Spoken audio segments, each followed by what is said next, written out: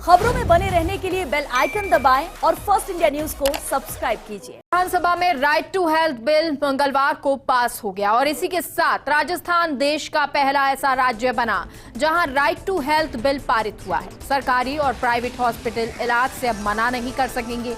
यहां के हर व्यक्ति को इलाज की गारंटी मिलेगी।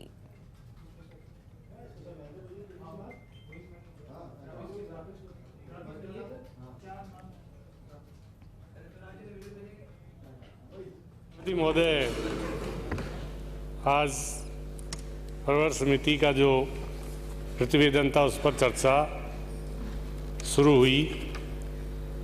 माननीय हमारे तत्कालीन नेता विपक्ष, उन्होंने सुझाव दिया था जब ये बिल पर बहस हुई और ये पास होने की स्थिति में भी आ गया था।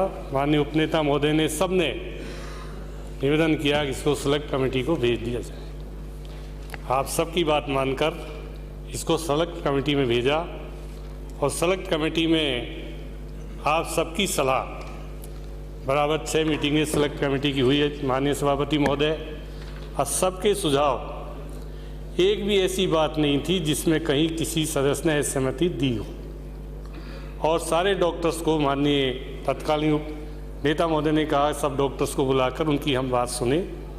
हमने सब डॉक्टर्स को बुला के उनकी बात सुनी सभापति महोदय, और उसके बाद उन्होंने जो सुझाव दिए वो 100% हमने माने हैं सेलेक्ट कमेटी के प्रतिवेदन।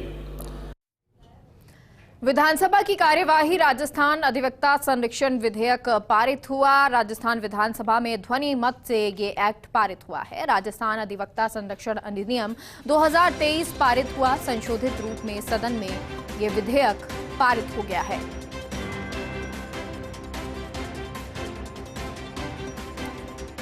राजस्थान अधिवक्ता संरक्षण विधेयक भी पारित किया गया है।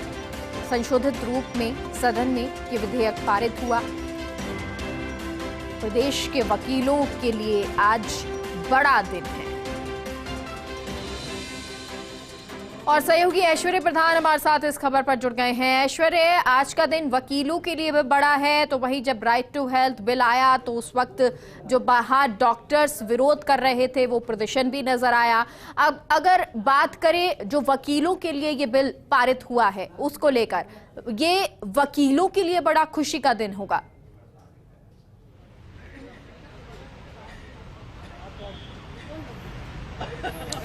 देखिए, वकीलों के लिए खुशी का दिन है और आम जो जनता है वो क्या रिस्पॉन्स राइट टू हेल्थ को लेकर करती है मेघा, ये देखने वाली बात होगी। लेकिन मंशा अच्छी है। डॉक्टरों की कुछ बातें थी, वो अलग बातें थी, लेकिन मैं वापस इस पर आता हूं। एडवोकेट प्रोटेक्शन एक्ट, ये जो एक्ट है इसे लेकर शांति धारीवाल ने सदन में दलील दी कि उनकी विभिन्न बार एसोसिएशंस से बात हुई है। उन्होंने जोधपुर का भी जिक्र किया, जयपुर का भी किया, अन्य वकीलों के जो संगठन है उनका जिक्र किया कि उनसे बातचीत करने के बाद इसे पारित करवाया जा रहा है। जिन चीज़ों को लेकर कुछ जब चर्चा चल रही थी तो विपक्ष के विधायकों ने बात कही, उनका भी जवाब दिया। तो आज 2 महत्वपूर्ण फैसले हुए, जो अब इन दोनों महत्वपूर्ण फैसलों के परिणाम क्या होंगे ये देखने वाली बात होगी। चूंकि सरकार का सदन में कहना था कि जन कल्याणकारी सरकार का कार्य होता है जन कल्याण के लिए कार्य करना और जन कल्याण के हितार्थ, लोगों के हित के लिए, लोगों के हित के लिहाज से इस तरीके के कानून पारित करवाना, इस तरीके के जो एक्ट बना है, राइट टू हेल्थ आया है, उससे क्या कुछ फायदा होगा ये आने वाले दिनों में दिखेगा। लेकिन इस बात में कोई संशय नहीं है कि इसके आने के बाद आम आदमी को चिकित्सा के लिए और भी अच्छा लाभ मिल सकेगा। मैं इन सबके परे एक महत्वपूर्ण बात बता दूं कि अब सदन की कार्यवाही अनिश्चित काल के लिए स्थगित हो गई है। ओवरऑल अगर इस पूरे विधानसभा सत्र की बात करें, बजट सत्र की बात करें, तो कई ऐतिहासिक फैसले हुए। लेकिन इन सबके परे एक चीज का जिक्र यहां पर करना बेहद महत्वपूर्ण होगा मेघा, वो ये होगा कि सदन की कार्रवाइयां बिल्कुल सतत रूप से चली। प्रश्नकाल का एक इतिहास बना। प्रश्नकाल का जो दौर हुआ, सारे प्रश्न नंबर से आए। ऐसा कई बार होता था कि प्रश्नकाल के दौरान शुरुआत के प्रश्न ही लगभग 1 घंटे का समय खा जाते थे। लेकिन इस बार सीपी जोशी की यहाँ पर हर कोई व्यक्ति तारीफ भी करेगा कि उन्होंने जिस लिहाज से सदन चलाया, उस लिहाज से ऐसा कोई दिन नहीं आता था कमोबेश कमोबेश ऐसा कोई दिन नहीं आता था कि जब विधायकों को उनके प्रश्नों के उत्तर नहीं मिले। पूरक प्रश्न की भी बात थी, लेकिन ऐसा नहीं कि किसी भी प्रश्न को लेकर बहुत ज़्यादा समय निकल जाए।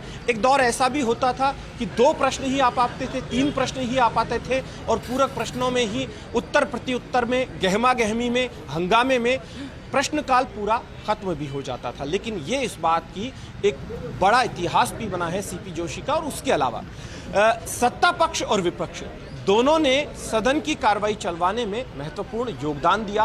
दोनों पक्षों में यदि कोई तकरार की स्थिति बनी, हंगामे की स्थिति बनी या असहमति की स्थिति बनी, तो सीपी जोशी के कक्ष में सत्ता पक्ष और विपक्ष के बीच में वार्ता हुई, बातचीत हुई और रास्ता निकाला गया और सदन की कार्रवाइयां भी चली। इस बजट को एक ऐतिहासिक बजट कहा गया जो मुख्यमंत्री अशोक गहलोत ने पेश किया।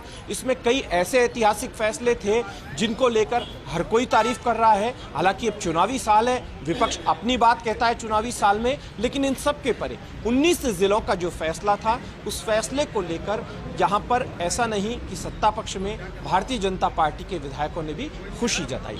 उसके अलावा आज का दिन इसलिए इतिहास बन गया कि हालांकि डॉक्टर्स विरोध कर रहे हैं, डॉक्टर्स की अपनी एक अलग दलील है, डॉक्टर्स के संगठन अपना एक अलग तर्क दे रहे हैं, लेकिन इन सब के परे सत्ता पक्ष ने कहा कि सेलेक्ट कमेटी में जिन बिंदुओं पर विचार विमर्श हुआ, जैसे 50 बेड की दलील दी गई कि 50 बेड से ज़्यादा के मल्टी स्पेशलिटी हॉस्पिटल को शामिल किया जाए, तो वो उसे नियमों में रखेंगे, एक्ट में नहीं शामिल करेंगे, क्योंकि एक्ट में कई बार बदलाव हो जाता है। कई बार ऐसी स्थिति आती है 25 बेड का हॉस्पिटल भी ये दलील देगा कि साहब मेरे अस्पताल को भी शामिल किया जाए, जिस तरीके से सरकार ने कहा। तो उस लिहाज से सिर्फ इसे रूल बनाया गया है। प्रसादी लाल मीणा का सरकारी की ओर से वक्तव्य था सदन में कि जो कुछ भी फैसला किया गया है सेलेक्ट कमेटी में, प्रतिपक्ष के उपनेता भी बैठे थे और अन्य सदस्य भी थे, इन्होंने जो कुछ कहा उन सब चीज़ों को माना गया है। डॉक्टरों से बातचीत की गई है। अब ये अलग बात है कि डॉक्टर्स और सरकार के बीच अब सहमति कैसे बनेगी, क्योंकि डॉक्टर्स अब आर पार की लड़ाई के मूड में दिख रहे हैं। हालांकि रास्ता कोई ना कोई निकलता है लोकतंत्र में बातचीत के जरिए। और वकीलों की अगर हम बात करें, लेकिन आज का दिन तो दो जो बिल हैं उनको लेकर आंदोलन महत्वपूर्ण रहा है। बहुत बहुत शुक्रिया ऐश्वर्य पूरी जानकारी के लिए।